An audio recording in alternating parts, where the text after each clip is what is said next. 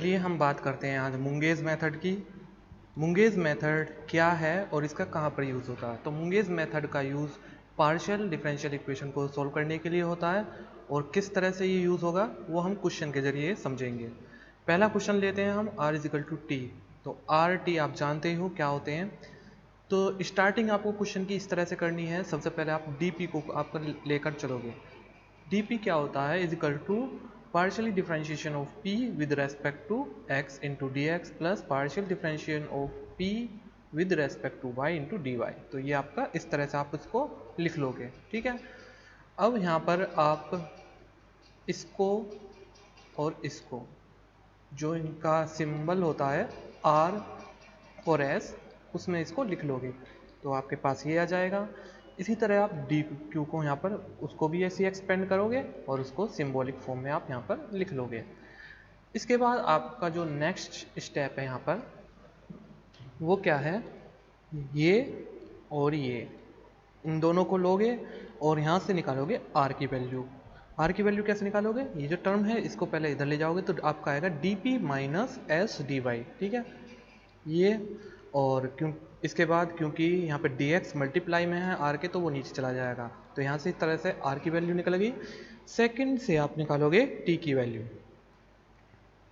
अब यहाँ से r और t की वैल्यू हमने जो निकाली है उसको आप पुट कर दोगे इसमें जो आपको क्वेश्चन दिया गया। तो इस तरह से आपको यहाँ पर ये मिल जाएगा। तो r की वैल्यू ये पुट की हमने यहाँ पर, ठीक है, ये r की वैल्यू है और ये आपकी किसकी वैल्यू है, t की। अब आप क्या करोगे, इधर मल्टीप्लाई करोगे और इधर मल्टीप्लाई मतलब क्रॉस मल्टीप्लाई करोगे आप। तो dy की d p into d y आ जाएगा, ये आ गया। dy की इस पर मल्टीप्लाई करोगे s, ये आपका s dy स्क्वायर, ठीक है। तो ये हमारा इधर आ गया। ऐसे इधर मल्टीप्लाई करोगे तो d q into d x और उसको हम इधर से इधर लाएंगे तो माइनस साइन के साथ आएगा तो d q into d x आ गया। और डी एक्स की इधर मल्टीप्लाई करेंगे तो माइनस एस डी एक्स का स्क्वायर। तो यहाँ से क्या करेंगे, एक तो यहाँ से और एक यहाँ से एस कॉमन निकाल लेंगे, आपको ये टर्म मिल जाएगी।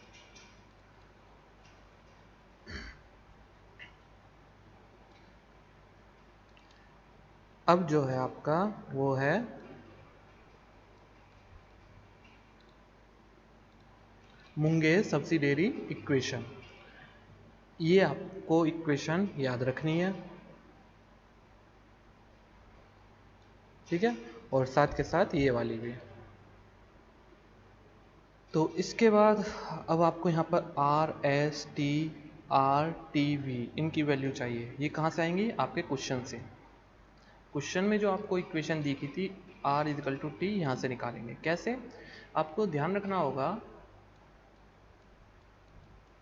इस इक्वेशन को आर और आपका s small s plus capital t small t is equal to v. इस इक्वेशन को जो क्वेश्चन में आपको इक्वेशन दी गई है उसको इससे कंपेयर करना है। तो कर दीजिए इससे compare, r minus t is equal to zero, ठीक है, क्योंकि आर टी जो भी वैल्यू है उनको एक तरफ रखना, बाकी जो बचा हुआ उसको एक तरफ रखना। तो यहाँ से वी की वैल्यू आपकी ज़ीरो हो गई क्योंकि राइट हैंड साइड आपका ज़ीरो है। आर की वैल्यू यहाँ पर कैपिटल आर की वैल्यू मतलब कैपिटल आर आपका स्मॉल आर का कोफिशिएंट है जो कि है यहाँ पर 1, ठीक है, यहाँ पर 1 है। एस की वैल्यू क्योंकि एस तो कोई आ ही नहीं रहा तो एस आपका 0 हो जाएगा। और कैपिटल टी क्या होगा आपका स्मॉल टी का कोफिशिएंट जो कि है -1। इन सब वैल्यू को उठाइए और यहाँ पर मुंगेज़ सब्सिडियरी इक्वेशन में रख दीजिए तो आपको यहाँ पर ये इक्वेशन मिल जाएंगी, ठीक है। फर्स्ट अगर इस इक्वेशन में रखोगे तो ये आ जाएगा, ठीक है, और इस इक्वेशन में रखोगे तो ये आ जाएगा। अब यहाँ से आप जानते हो ये ए स्क्वायर माइनस बी स्क्वायर का फॉर्मूला बनना है। तो ए स्क्वायर माइनस बी स्क्वायर बनता है ए प्लस बी और ए माइनस बी। ये मैंने लिख दिया, इनको अलग अलग लिख दीजिए, d y minus d x is equal to 0 और d y plus d x is equal to 0। अब आपको ये इक्वेशन और यहाँ से ये इन दोनों को लेकर के इनको सोल्व करना, ठीक है। तो मैंने इन दोनों को लिया और अब सोल्व करना स्टार्ट कर दूंगा। सबसे पहले d y is equal to d x, ठीक है। तो यहाँ से इसको उठाएंगे, डी वाई की वैल्यू को यहाँ से उठाएंगे और यहाँ पर पुट कर देंगे, तो इसको हम क्या पुट कर देंगे, डी एक्स। अब डी एक्स यहाँ भी आ रहा है, डी एक्स यहाँ भी आ रहा है, तो कॉमन निकाल के दूसरी तरफ ले जाइए, तो जीरो के साथ वो आपका जीरो बन जाएगा। बचेगा क्या, D p minus D Q. इनका कर दीजिए इंटीग्रेशन। इंटीग्रेशन करने के बाद आपका आएगा p minus q is equal to, और आप यहाँ पे कांस्टेंट मान लेंगे a। अब इसका कर लीजिए d y y is equal to d x. इसको भी सोल्व करना, तो डी एक्स को इधर ले आएंगे तो माइनस डी एक्स हो जाएगा, और उनका कर देंगे इंटीग्रेशन। तो यहाँ से आपकी वैल्यू आ जाएगी y minus x is equal to b. तो इन दोनों को कंबाइन करके जो हम लिखेंगे p माइनस क्यू, और ये f1 फंक्शन मान लेंगे f1, और f1 ये यहाँ पर क्या हो जाएगा, यहाँ पर आप b, ठीक है। तो b की वैल्यू क्या है, y माइनस एक्स, इस तरह से। अब सेकंड में हम क्या करेंगे,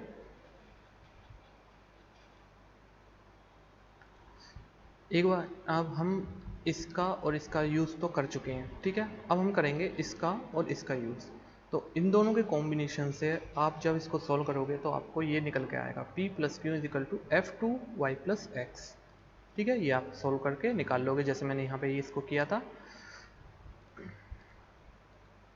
अब आप ये इक्वेशन जो है यहाँ से p की वैल्यू निकालो और q की वैल्यू निकालो। तो क्या करोगे, इन दोनों को एक बार ऐड कर दो और एक बार सब्ट्रैक्ट कर दो। तो ऐड करने पर q से q कैंसिल हो जाएगा, f1 f2 ये आ जाएगा, और 2p आएगा तो 2 इधर ले जाएंगे, तो ये इस तरह से p की वैल्यू आ गई।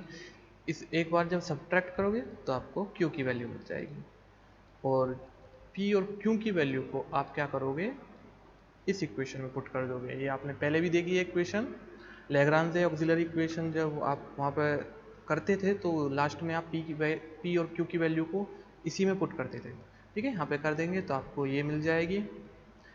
इसके बाद आप थोड़ा सा इसको सिंप्लीफाई कर लीजिए। सिंप्लीफाई करने का मतलब ये है dx के अंदर मल्टीप्लाई कर लो, तो यहाँ पे dx आ जाएगा, यहाँ पे भी dx है, यहाँ पे भी dy और dy। तो y प्लस एक्स ये फंक्शन और ये फंक्शन, इनको एक साथ लिख लीजिए, ठीक है। तो यहाँ पर ये आपका, इसको कॉमन निकाल लेंगे, f two y plus x, और यहाँ से f two y plus x, इन दोनों को कॉमन निकालेंगे तो यहाँ पर बचेगा क्या अंदर, डी एक्स और प्लस डी वाई, ये आ गया। इसी तरह से हम इन दोनों को कॉमन निकाल लेंगे। इन दोनों को कॉमन निकालने के बाद आपके पास क्या बचेगा, d y y minus d x, ठीक है। तो ये आपका कंप्लीट इस तरह से बन जाएगा। अब आप वाई प्लस एक्स को सब्सटीट्यूट कर दीजिए, कुछ भी टी मान लीजिए, तो d x plus d y is equal to d t, ठीक है। तो यहाँ पे इस फंक्शन का जब इंटीग्रेशन करेंगे तो एक दूसरा फंक्शन हम मान लेते हैं फाई टू, और ऐसे ही इसका इंटीग्रेशन करेंगे तो एक दूसरा फंक्शन यहाँ पे हमने फाई वन मान लिया है, ठीक है, phi one y minus x. और फिर ये जो फंक्शन आया है इसमें ये वन बाई टू की मल्टीप्लाई है, तो इन दोनों को कंबाइन हम एक तीसरा फंक्शन मान लेंगे f2। तो इस तरह से आपको यहाँ पर मुंगेज मेथड लगा के क्वेश्चन को करना था सॉल्व। ये हमारा नेक्स्ट क्वेश्चन है।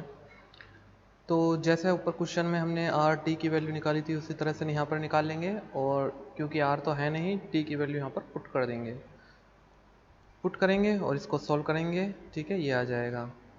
अब फिर आप जैसे पहले क्वेश्चन में किया था उस तरह से भी कर सकते हैं, या फिर जो आपके पास ये इक्वेशन निकल के आई है, पहले क्वेश्चन में मैंने आपको ये नहीं बताया था कि इसको हम ऐसे करते क्यों हैं।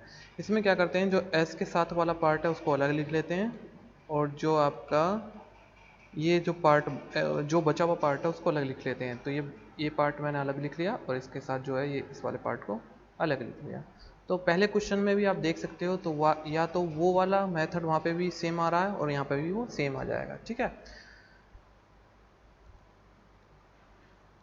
इसके बाद इसको लेके चलते हैं, ठीक है, डी वाई के अंदर मल्टीप्लाई कर लेते हैं। तो आपका आएगा क्यू के साथ मल्टीप्लाई करेंगे तो क्यों डी वाई, ये टर्म ये आ गई, डी वाई वन के साथ मल्टीप्लाई करेंगे ये आ गई, डी एक्स की पी के साथ मल्टीप्लाई करेंगे ये आ गई, और डी वन के साथ मल्टीप्लाई करेंगे तो ये आ जाएगी। इसकी वैल्यू आपको पता है ये क्या होती है, डी जेड की वैल्यू, अभी हमने ऊपर ऐसे ही किया था। तो यहाँ पर इसको रिप्लेस कर देंगे बाय dz और कर देंगे इसका इंटीग्रेशन। इंटीग्रेशन करने के बाद तो यहाँ पर ये x, y और z और यहाँ पर कांस्टेंट ले लेंगे a।